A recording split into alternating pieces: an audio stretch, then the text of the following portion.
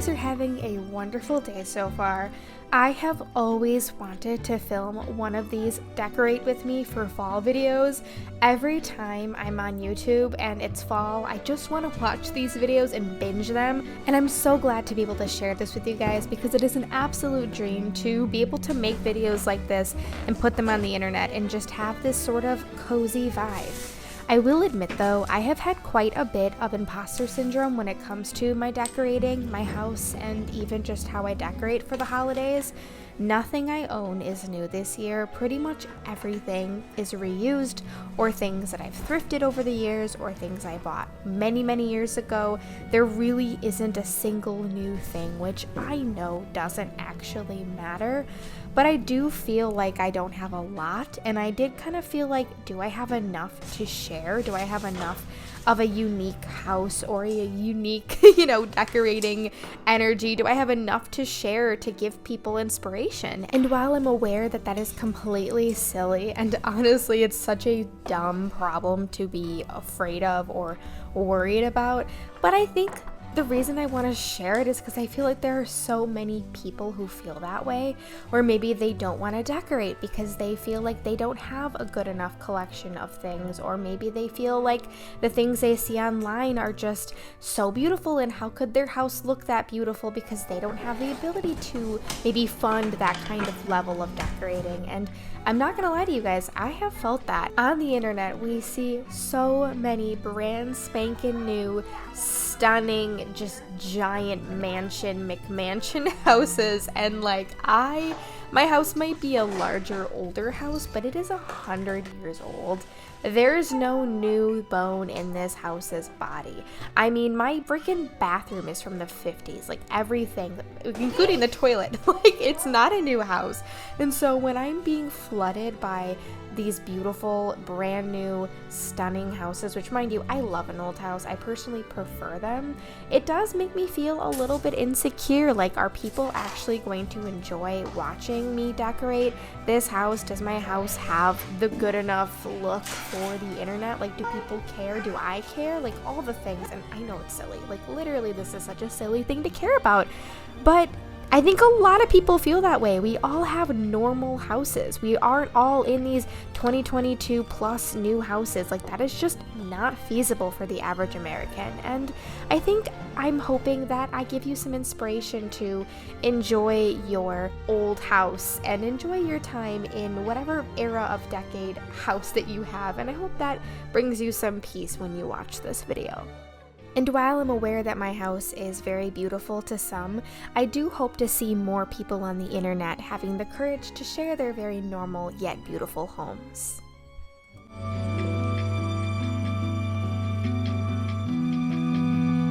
Oh my goodness, hello. It has been a little bit of time. I have been filming all of my decorating and my just enjoying of the fall, and it has been so fun. I feel like summer, especially August, August didn't happen. I don't think August happened at all, quite frankly. But we are basically going and getting as much of the decorating as we can get done this week and just enjoying the peacefulness and the coziness. It's already starting to change here. When I'm filming this, it's about September 10th, and it has been just beautiful. You go outside and the leaves are yellowing and the ground is kind of becoming more orange, and it's just been so nice. I just set out all of my Halloween decorations and my fall decorations because I tend to do them both at the same time. It's just what works for me, especially with having a toddler. I just don't feel like going downstairs and grabbing it all over again. So I have been having so much fun because I got a sourdough starter a week ago from my cousin, my best friend cousin person ever. And I'm just so excited because I have been wanting a sourdough starter since I was like 18 years old, and I had a little friendship making bread thing that my mom gave me. I think it was 2020. I loved it so much. I'm attempting to make my very first loaf of bread, but again, I don't have much experience with just using a sourdough and consistently having one for like years. So we're gonna see how that goes. I'm really hoping it turns out. This recipe that I'm using is a little weird weird because it told me to add oats, but it didn't say that there were any oats in the recipe. So I'm really hoping that I'm following this recipe right. I'm trying to follow it as close as possible, but like when there are little things like that where I'm hoping it was just a miswrite or something, I'm gonna check on my sourdough that I fed around an hour ago and see like if it's starting to do anything. And oh my gosh, it actually did multiply. Okay, I'll show you guys quick. Okay, so literally as I was filming, I popped over here to look at my sourdough. I feel so funny saying it, but it's just so fun. And I'm looking at this and it was about at 3 and it is doubled, which is amazing, which means it's working because I knew that my sourdough was quite hungry. And so I just wanted to make sure that I fed it. I don't know why, like I find sourdough lingo so funny and weird.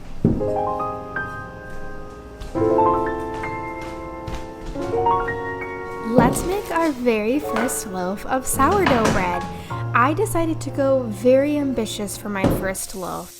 I decided to do a honey cinnamon filling, which I do think was a little bit too ambitious, especially because, spoiler alert, the recipe that I used was actually really bad.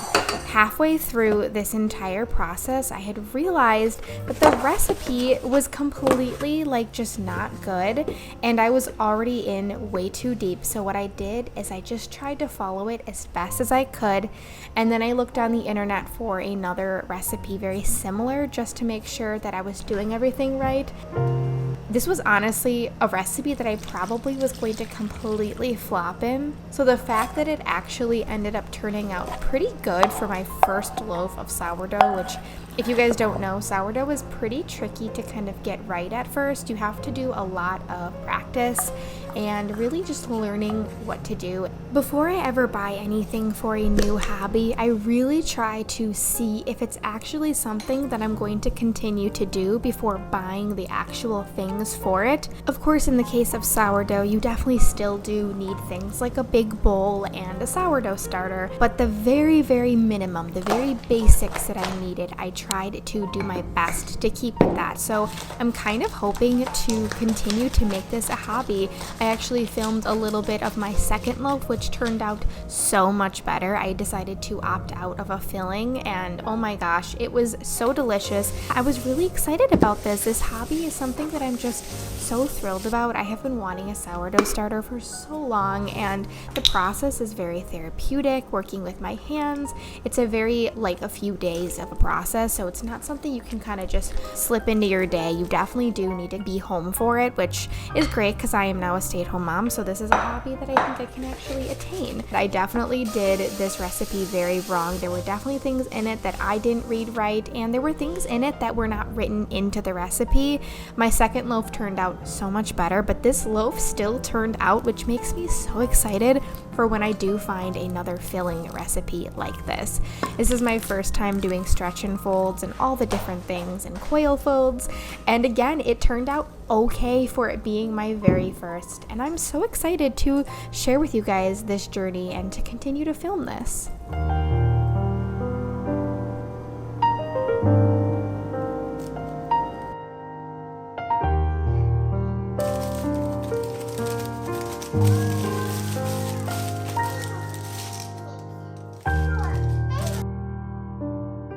You guys, it sort of worked. I say sort of because midway through my sourdough making journey, I realized the recipe that I was using was not good. There were misspellings in this recipe. There were ingredients in it that weren't in the actual list of ingredients, and I was like, what is happening? Why does this make no sense? And then I got to the very end today, and I was about to put it in the oven and bake it, and guess what?